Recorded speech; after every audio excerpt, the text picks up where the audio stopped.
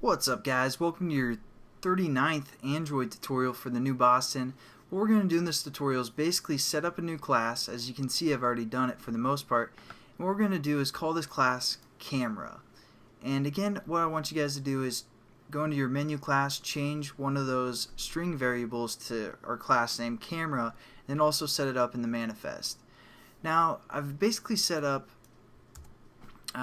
this sorry, I'm cleaning up some stuff that I was just practicing. I make sure I got this application set up right for the most part.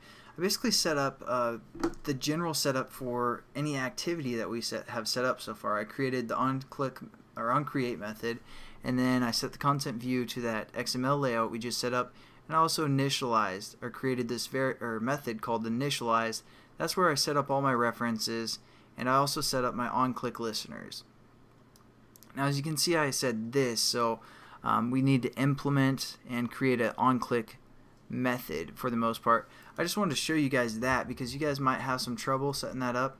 For the most part, I've gotten emails sometimes when I do tutorials like this. So again, we say implement view.onClickListener, and we try and import that for the most part. And it's giving us an error and we can't do anything. We're like, what's going on? What I like to do is just basically type out view for the most part, and then let's see if I can import it like that. Yeah, just hover over it after you type view within your actual class.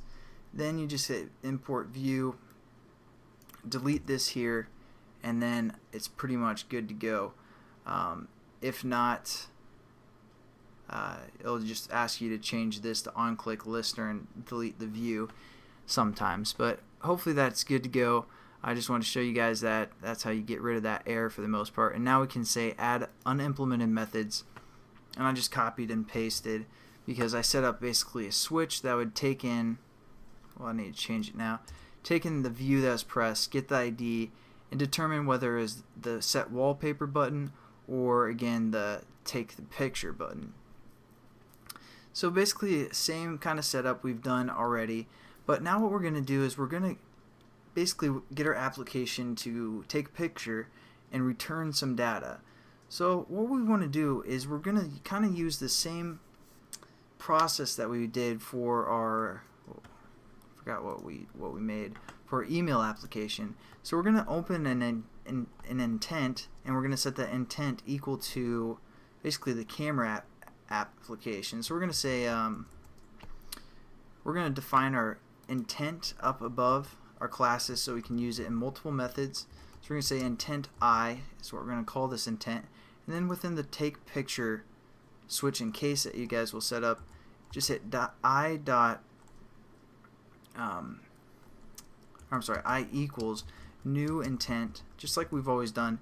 And basically the camera application is in our manifest. We don't see it, but it has an action name. So we're going to refer to the action name of the camera by going android.provider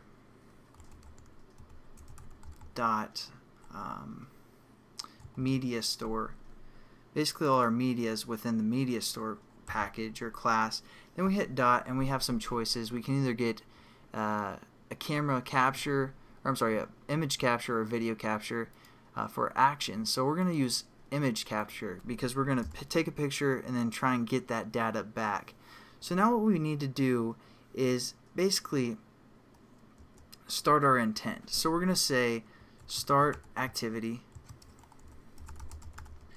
but we want it to return some data to us for the most part. We want to get the picture that was taken.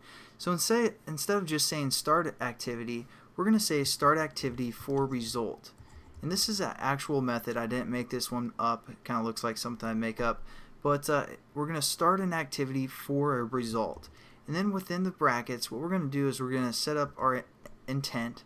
And then we're going to hit a comma and basically set up a variable that we're going to collect that's going to collect the data. And it's going to be an integer type variable. So we're going to say camera data is what we're going to call this variable. And we're going to set this up.